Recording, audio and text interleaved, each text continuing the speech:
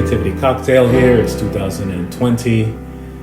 Our goal is to have, as we had in 2019, to have some amazing creatives from all over the world join us.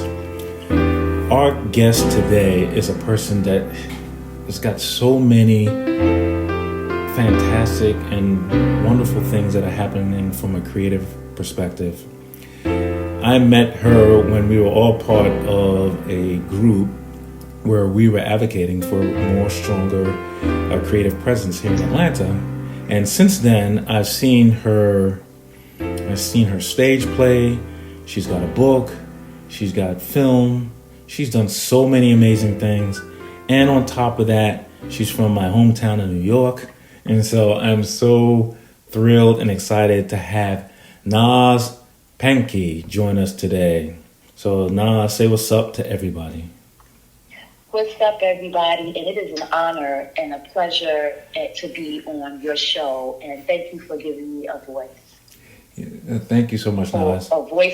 Giving me a voice, like a platform on your show. Thank you so much. It's fine, fantastic. NAZ and I were, I think, if I recall, a couple of years ago, we were at the Atlanta Black Theater Festival, and we had both finished watching one of our colleagues do an amazing show.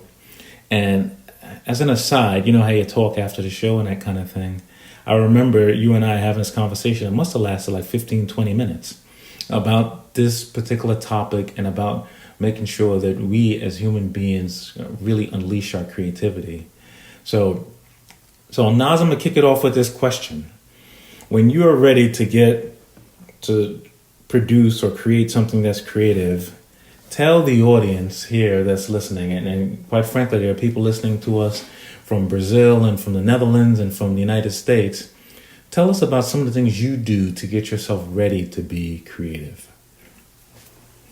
Well, first off, I must believe in the project. I must have passion for the project, because that is what drives us to do things with excellence. So that's the first thing, just really believing in the project, really believing in the message, and then just getting my heart in the right place. Because I think whatever you do, when you do it from the heart and you do it with excitement, that's when other people can feel it and can relate to it. And I believe that is the purpose of art.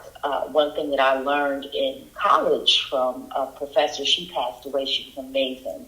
Her name is Professor Stacey Abrams. But one thing I learned from her is a good work of art is based upon the consensus of the people.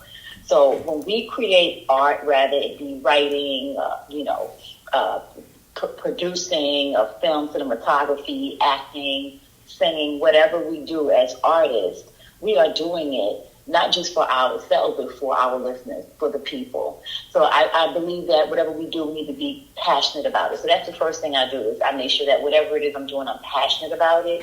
And then I want to consider everybody that is a part of it. I want for everyone to have a great experience. If you hear a train in the background, that's what that is in my background. It's a train going by. I'm not sure if that'll be picked up on the podcast, but we don't hear that. We just hear your powerful voice. That's all we hear. Oh, wonderful. I want everyone. I know one thing. See, and that's the filmmaker in me, because a lot of times when we film something, and if we're filming and we have the sound connected, and you hear something and we don't see it, is bad film. So I just like to always, just in case someone hears that train that's in the background here on my side. But yeah, just, I make sure everyone has a great experience, and I try to get everyone else passionate about the project as well. Explaining the meaning, the purpose, and the overall outcome of the project. And that's what I do. So as a writer, I visualize the story. I visualize my characters. I visualize their story, their backstory. What did they go through for them to make decisions that they're making in the story that I'm creating? And I visualize it, I see it, and I want to bring them to life on the paper. And I find that I do that, other people who read it, they can actually visualize and feel it as well. It's more powerful than me just sitting down and just writing the story or just doing something just to do it. That's my process, just really bringing myself to that place and bringing myself in the story. Rather it be directing a movie or producing a movie, writing a movie, that's my process. It must have purpose and passion behind it. You shared something about the visual nature of creating, and you shared with me, and I'm so thankful to this, one of the stories that you were crafting about you growing up, and as someone who spent the first few years of my life in Brooklyn, living in Crown Heights and Flatbush and those areas. And I believe this is based on partly of your life. It was so visually impactful to me. Can you tell the audience here a couple of things that you're working on now and how they came about? Yeah. So I grew up in the South Bronx. Had a phenomenal mother. She was a single mother of 3 kids. We had different dads. They were all pretty much an issue to each one, whereas she was stuck trying to raise 3 kids on her own. And we're talking about the late 70s, mid to late 70s, early 80s, when times were really hard, especially on Black people, let's just say it. And we were all kind of like stuck in this one area, which was called the South Bronx, and struggling. And my mother was in a horrible car accident. She almost lost her life. And from there, she got hooked on drugs. And it's like my whole life turned upside down. It wasn't easy, but as a kid, we don't know whether we have a rich life or a poor life. We just know we have love. Let's just be honest. That's right. But that love was lost when she got hooked on drugs. And my life became very hard, I would say, from the age 7 going forward. So we have, a lot of things that happened to me. Sexual abuse, witnessing a lot of domestic violence, verbal abuse, being bullied, having to fight my way through school, child abuse, forced to care. There's a lot of things that I had to overcome, that I went through that I had to overcome, but I did not overcome it. I just kind of, time passed. Which is what happens with a lot of us who go through a hard or a difficult time. We go through stuff, and time just passed. You survived it, and it's like, okay, you survived it, right? You survived it. Yeah, you survived it, but you didn't overcome it because those things that you see, those traumas. Sometimes you need help, rather it be deliverance, counseling, whatever it is. You need to actually go back and deal with those traumas, because what it is it's learned beliefs. Is you see something and that's what you've seen, so that's sometimes what you do, or you hear something and that's what you believe, so that's what you kind of portray, and that's how you carry yourself based on what you've been told or what you've seen or what you grew up in. And it's really not the healing. The healing is not there. So I was a person who I survived that, but I wasn't free mentally. I wasn't free emotionally. So how my story came about is one day I was very suicidal. I just didn't see why I wanted to live. My life kind of turned out a whole lot like my mother's, whereas I was, 2 kids, 2 different fathers. Both of the fathers were really not playing a part in my son's life. I found myself by myself and wondering, what is life worth fighting for? One of the biggest tragedies that happened to me was not really being able to read. I could read, but it was only on the 3rd grade level.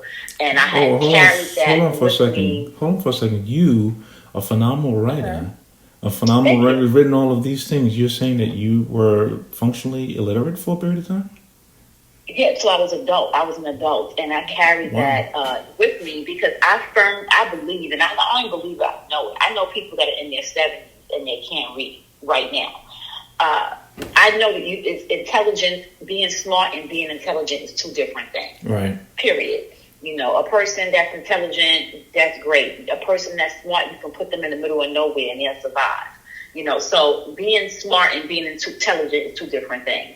And I was always very smart, but I did not have book sense. To this day, I have a whole gap in my education that's missing, that my children have come home, and I've learned a lot from my sons because I did not go to school as a kid. I had to stay home and take care of my siblings. Right. My mother was on drugs, and I kept that a secret. And my goal as a kid, my objective, as we write screenplays and stuff, we always give our characters screenplays, playwrights, all of that. We give our characters an objective, a goal, a want. my goal was to keep my family together. So therefore, that meant not going to school. That meant staying home with the children. And that's what I did. So that was one of the biggest tragedies that happened to me, is not really knowing how to read, being borderline illiterate, and feeling like I was hopeless, not knowing what my passion was, not knowing what I wanted to do in life, who I wanted to be. You know, I was over 30 years old, and I had no idea that I wanted to be a writer or a filmmaker, because I just was not educated. And the crazy thing is, I made it all the way through high school. Like, they passed me all the way through, and this is what they did during that time. And I don't think people understand that as well. During that time, they just passed kids through.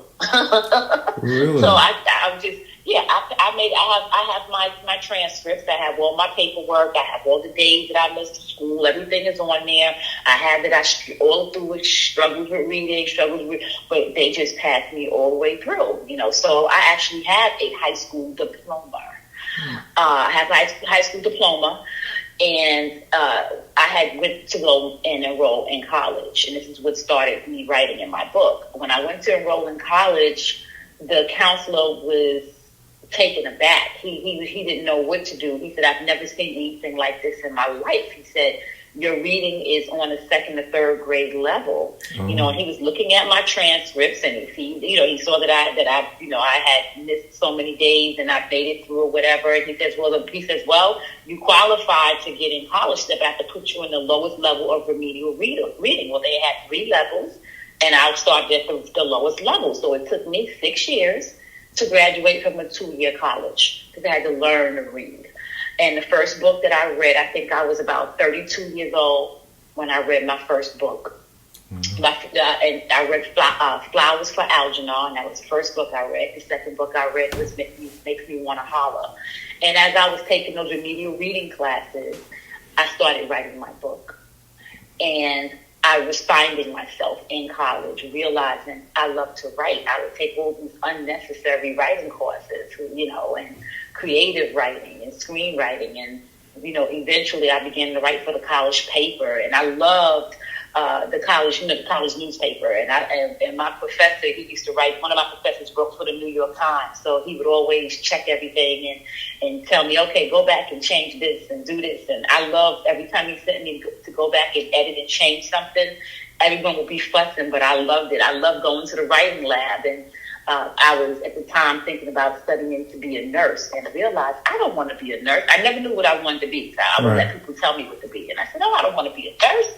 I love writing. And I just got into writing and film and television. So my degree is in media studies and television production, because that's what I love. But I found that after I started reading, and that's where I found my love for writing. Wow, I tell you, and passion for that. You've shared some of your path before in your life's journey, and every time I talk to you, I hear another bit of it that I didn't hear before.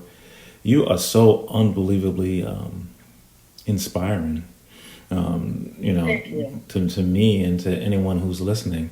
And your book itself, tell us a little bit about the book. So my book is a memoir about my childhood, and that's when I began to heal. I was very angry in college. I was always a very violent person. I grew up in the South Bronx. I grew up having to fight.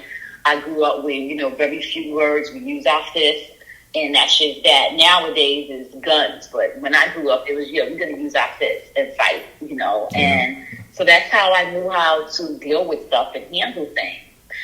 And I remember one day in college, I was waiting for a parking space. Because, you know, when school first starts, everybody shows up. And then I would say mid-semester, everybody drops their classes. Yeah, so, you know, no parking spaces. And I was outside waiting for a parking space. And here I am, this grown woman with 2 kids in college, waiting for a parking space, and nothing. And I'm looking at all the millennials walk by, and I was looking at them, and I couldn't stand them for whatever reason. They did nothing to me. I was just like, they have confidence. They have self-confidence. And I took that as being conceited. Right. Stuck up, you know, at that time. And I'm waiting on a parking space, and so somebody pulled out, and a millennial pulled into the space, and I got out of my car. I left it running. I was calling her every ugly, derogatory name under the sun. I told her, get out the car.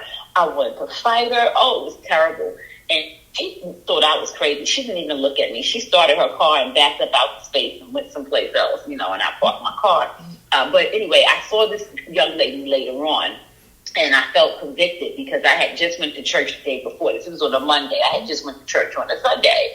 And so I felt horrible. Oh, wow. And I felt horrible. So I went to apologize to this young lady, and she looked at me.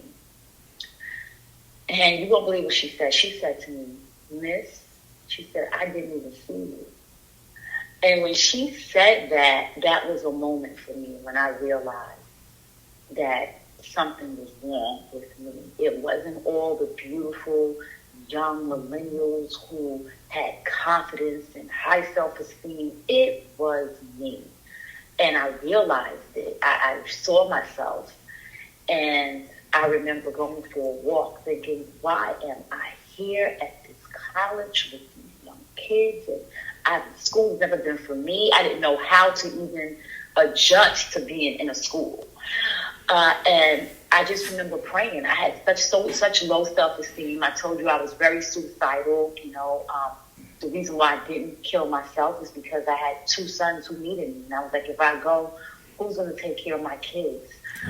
So I had to find self-love. Well, how do you do that? How do you find self-love?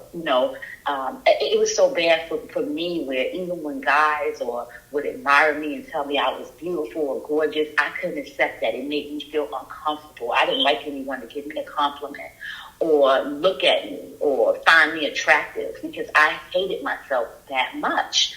And so I had to pray, and God said, see yourself through my eyes, because everything I created is perfect, and you are perfect in my eyes. And so I said, okay, I can't see myself right through my own eyes. Let me see myself through God's eyes. And that's what I began to do. And I said, well, I'm going to strive for excellence because God is excellent. So that is I sat in class and I started to work on write my book. And as I began to write my book, I began to look at my childhood through adult eyes. Right. And understand things better because I had grew up with the same perception as a child. I never went back to revisit that stuff. Remember I said when we first started talking that time just passes and you kind of get through it and you survive it. That's but right. You don't overcome it until you can understand that I'm not stupid. I just didn't have opportunities that other people had. This was my lot. This was my life. But I can change that. And I had to go back and look at it. Oh, because this person called me a derogatory name doesn't make it so. But I had to go back as an adult and revisit stuff. And that's what my book did for me. Going back and writing my childhood, writing about all the things that I had been through and overcome and had seen in life. And I had to go back and see it again as an adult and understand it better. One of the things that I learned in college is something called the looking glass. Mm-hmm. And I think it's called the looking glass. And what it is when you're a child, a baby, and you're put in front of a mirror, you don't know you're looking at yourself. A baby does not know that they can't identify themselves. They don't know. They identify themselves through their caregiver. So if you have a caregiver that's loving, that's kind, that accepts you, that celebrates you and your accomplishments as a kid, you grow up to have very good self-esteem because you're basing everything how you are. You base your image based on how your caregiver sees you. It's called the looking glass. Yeah. But if you have the opposite of that, then that's what you're going to grow up with. And I had to understand that. And just, college and just everything, fate and God, it really did a lot for me. I would say going back to school and writing that book and revisiting a lot of things through adult eyes. And that's how I healed. And that's how I overcame the traumas of my past. So I like to bring awareness through my story because there are a lot of people in the world right now just like me, who need to overcome the traumas of their past. And I figured out how to do it. And if I can help them figure it out, then that gives my traumas, that gives my walk purpose. And I believe that all of our walks in life have purpose. Your story is so powerful. I am so waiting for the day when it hits the big screen, because it's going to happen. There's no doubt. Thank you. It's going to happen. You know, Thank you. One of the things that's so real about you, and it lines up so much to what we're trying to accomplish here, is that you're very honest about what's happened in your life. And I believe, like you believe, that most of us, and if not all of us, have some level of brokenness that exists within us. And it's just different for every single person. But the level of trauma that you've encountered and the way you've overcome it and the way you're constantly growing, NAZ, as a person, it's got to be something that everyone can take some level of guidance from. One of the things I always struggle with sometimes is that when I talk to people, especially people that are in like my age group, when they say, you know what, I don't need to learn anything else. I got all the answers that I need in life. You know, everything's done. I'm just here at this plateau. I can't connect with those kind of people, because from my view, and this is sort of what you shared, is that God has given us this ability to keep learning and to keep growing. And the more we give and the more we learn, the more we can invest in other people. There is no doubt about it. You did share about some people that have been inspirational in your life, some of your college professors. Is there any other people or any people you'd like to cite as having such a profound, positive impact on you? You said like a website? Like a person that's had a positive, that's had a positive effect and so impact. Many people. Oh my goodness! Give us a couple of those people. One person that's not with me anymore is my grandfather. My grandfather, aside from Jesus and God, my grandfather is one of the best men that I've ever known in my entire life. I don't think I'll ever know anybody as great as my grandfather. He was just the most wonderful, wonderful man that just loved me unconditionally, spent a lot of time with me, showed me an abundance of love. If it wasn't for him, I don't know who I would have turned out to be. Now, I was a street kid, granted, and I did have a rough way in life, but he just kind of gave me that balance. Maybe I would have been in jail, maybe I would have been for God knows what. But my grandfather is one of the greatest men that just inspired me in my life that I've ever known. My little sister Shakia, I talk with her constantly every day. She calls me, and if we don't talk every day, we text. And she's just an inspiration to me. I love her tremendously. She's young. She's in her late 20s, but you would think she was in her 60s. The way she speaks, she has so much wisdom and talent and drive and passion and compassion. So she inspires me. People like you and Jason Lauder. Oh my God, Jason Lauder is another guy who's just always so much. Every time I see him, it's just love. He just gives so much love. It's an overpour. So much so that I sat down with him one day and I said, Jason, how do you do it? Yeah. What is it? What's the secret? And he told me, he said, I had to fall in love with myself, and so much so where it could be an overflow for others. Yeah. And that was really, really, really, really, really deep. So I'm just inspired. I'm inspired by amazing writers. I have so many amazing writers in my life that love the art. I'm inspired by them. I'm inspired by other filmmakers, and I love passion. I love to see people be passionate about their craft and what they love. I'm inspired by people who have genuine goodness in them. That's what I love. I love good people, and those are good. Yeah, I love people who have genuine good hearts. They have a good heart. They have good in them. That inspires me because there's so much ugliness in this world. There's so much hatred in this world. There's so many people trying to tear one another down. That when I meet the genuine good people, that inspires me because that lets me know, okay, I can keep going. There's more folks out here like myself.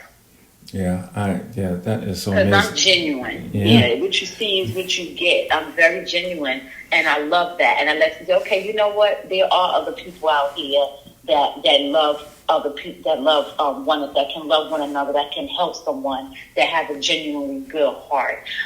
So those are the people who inspire me. There's so many. I mean, it's hard. I don't want to start naming because if I leave someone out, then they're gonna feel a certain way. But it's just I get inspired every day. Just like I said, just by sometimes I'm on the website, I'm on social media, and I see something that someone did that was good for someone else. Like I got inspired by the rapper The Baby. I really did because there was a young girl who was waiting in her car for 3 hours, or I don't know if it was 3 hours or 15 hours, but she waited a long time with her little baby to see the baby. She had some stuff that she had made, some little hats and scarves that she had knitted together, crocheted or what have you, and she waited for him. And the he baby, just went on ahead. The Baby is a new rapper? Is that who that is? He's a new rapper. He's a new rapper. He's called The Baby. And he has a genuine. I'm not saying he don't have his ways. I don't know any of his personal ways. I just know from what I see, he has a genuinely good heart. So he blessed this young lady and she was a single mom with her baby living out of her car. And he gave her money and brought all of her merchandise. And I thought that was really awesome. Good. I also see him pull over, like I'll be on social media. He pulled over and these kids was like selling Boy Scout stuff. And he just bought all the Boy Scout candy. Just stuff like that people don't have to do for the average people. I see so many people, they make it. And once they make it, they literally, I've seen people turn their nose up, like look down on people. And I don't really...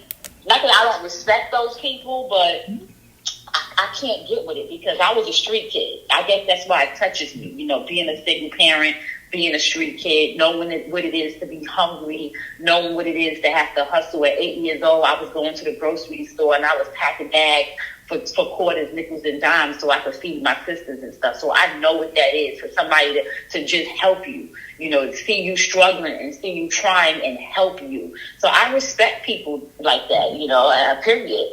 So those are the people that inspire me because I know there's still people out here with a good heart that's helping people and not looking down on people. I don't respect people who look down on other people. Cool. Just because you made it, you want to look down on somebody else, or just because you have a lot, you think you're better than someone else. I don't respect those people. But the ones who understand that everybody's walk in life is different, and some people do need a hand or help, yeah, I love those people and respect them. So with Evergreen, what I'm Go ahead. No, go ahead. No, tell us. Evergreen, and I know our time is coming up. It's coming close to an end, so I wanted to add, I am in the process of trying to create a television series for Evergreen. It is very difficult for me because I've kind of been in a rut where I've been kind of sitting around waiting for people to, I guess, fall out the sky. just appear out of nowhere and say, hey, NAZ, let's do this for you. Let me help you with this. So I just been kind of sit back like, I'm a writer, I don't put together show Bibles and pitch decks and all that stuff. I write. and I'm taking things to the next level now, and I'm excited. Just finished the show Bible, my first series Bible. I'm really proud of it, and I'm in the process of trying to now pursue my goals. So throughout the years, I've been helping so many people, and I've been putting my passions in the back burner. And I feel like doing that is a sign of not having self-love, not pushing my passions to the back to take care of everybody else. So now I'm finally focusing on my passion. I've been talking about Evergreen for so long, for years now, and now we're in a new decade, and it's just time to take it to the next level. And, Well, and that's what I'm I working on believe doing. this. I believe that, that when we do your life, your story, what you shared with us is such a devotion to service. I believe that we create currency and we create wealth when we help people. The challenge is that sometimes we don't see the wealth come back to us directly, right? It's not like I give you $5 and you give me 10. It doesn't happen like that. But what it does do is it creates this energy, Nas, and everything you've shared today is a testament to that energy. That now that you're at this point, everything that you wish to get accomplished is going to get accomplished. You've created a bank of wealth. You can't. It's not numbers in your bank account per se at this point, but it's so powerful. It's such an energy that you will attract people to get in and to really, really support what you're doing. You created the bank.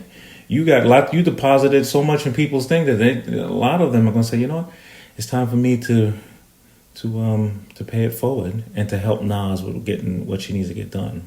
I'm one of those people. And so I think it's so phenomenal to have you here. So let me ask you this as we get close to the end. And first I'm going to ask you this, and this is like a yes or no answer. I would love to have you on the podcast again for you to tell people what's happening with you here in the future. So that's a yes or no question. Oh yes, Okay, yes. I would be honored. Thank you. I would be honored. Yes, thank you.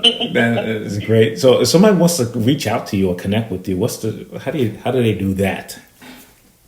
Oh, it's very easy. So you can reach out to me, nazpankey@gmail.com. Everything is my name, Naz Pankey, NAZPANKEY @gmail.com.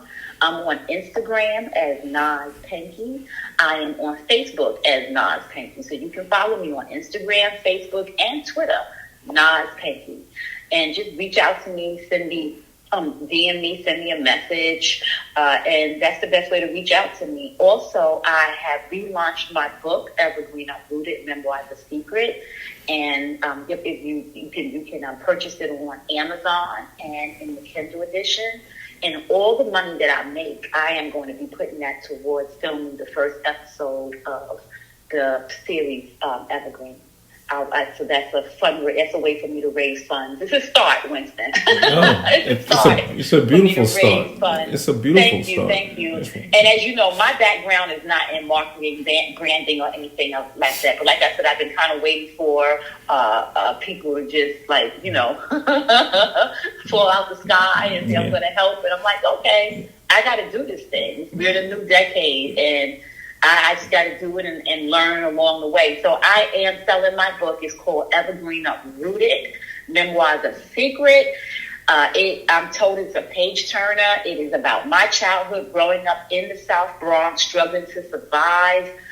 There's a lot of stuff in there. There's a lot of stuff that I've seen, that I've overcome. The most thing that I can say about the book is that when people read it, they are inspired.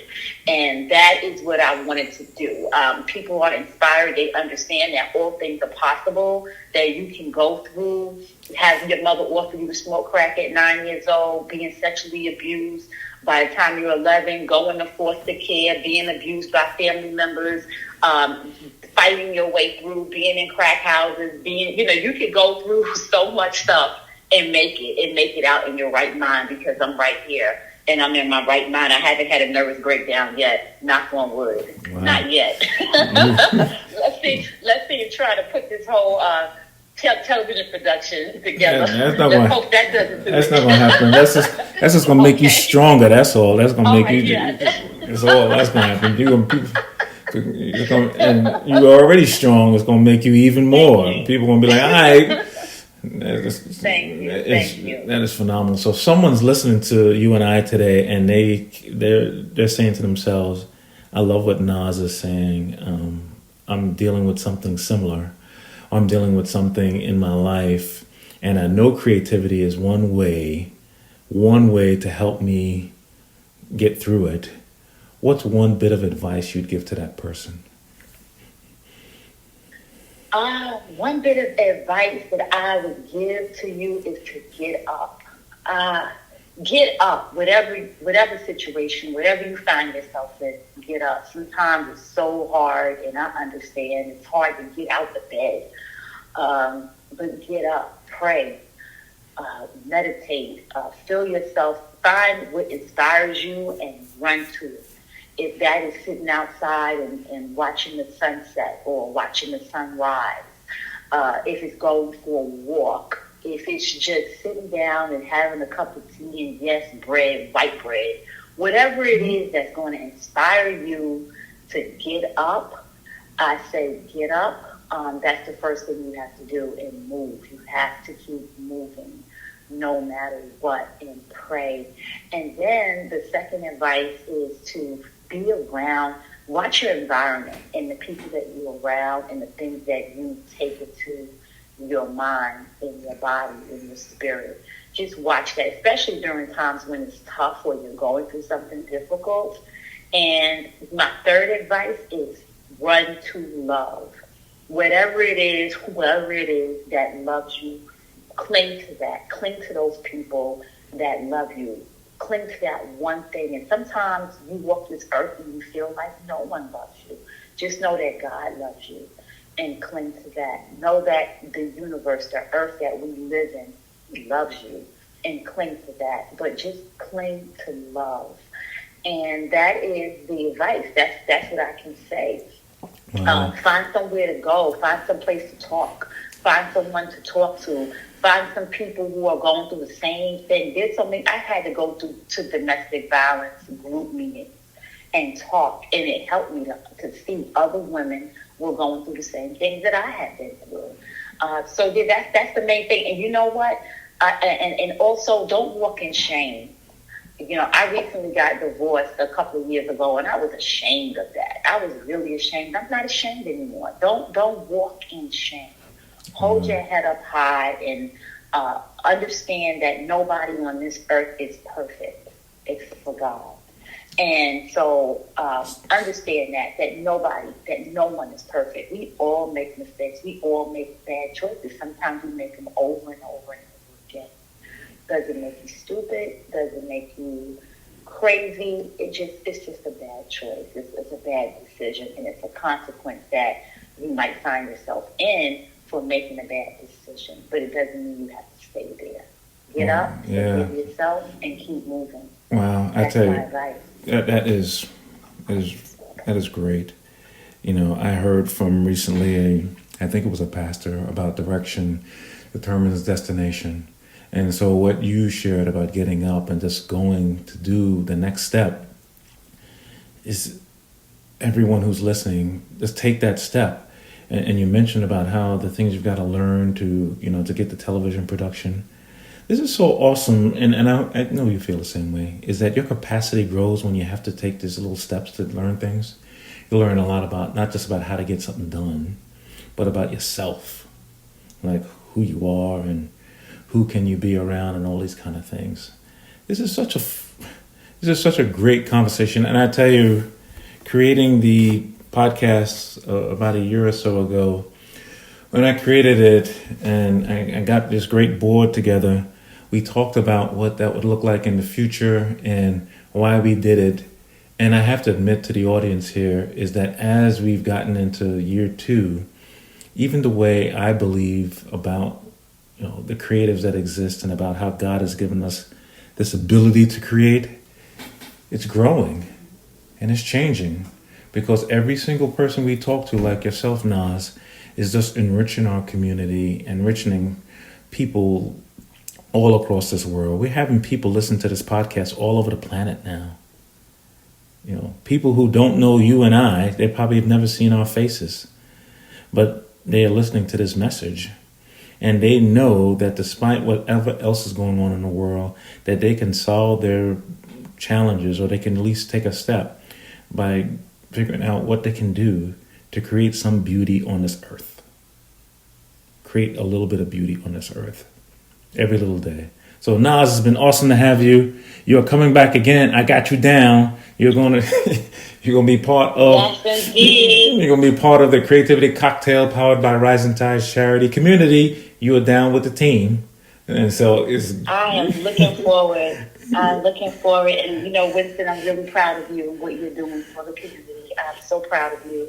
I know that you are phenomenal. You're just an awesome person, giving, loving guy, and just a great role model for our community, really. And I'm so proud of what you're doing with this podcast. Like I said, when we first got on the phone together, thank you for giving me a platform. Thank you for giving me a voice. And I do hope that people are tuning in, and I do pray that that what we talked about will help. If it just helps one person, then we've done our I would say our good work. That's right. We've done our good work, and so I hope that this will touch people and inspire them and encourage them. Get up, keep moving. We can do anything. That is great. Thanks again, NAZ Pankey, everybody out there at the Creativity Cocktail Podcast. Please share this podcast, subscribe to it. Make sure that you give us any comments so we can get your feedback and continue to grow. Our organization is doing amazing things this year. Look for our message on the forum. The audio book, which will include NAZ, will be out at the end of this year as we get to our goal of having a great deal of creatives be part of the podcast. Our mission trip is still on schedule, and we've got some new exciting things. So you've got to go to risingtidescharity.org and hear more about that, and go to our Creativity Cocktail on Instagram, and you'll find us on Facebook and everywhere else. Again, thank you so much, NAZ. We will talk to you soon.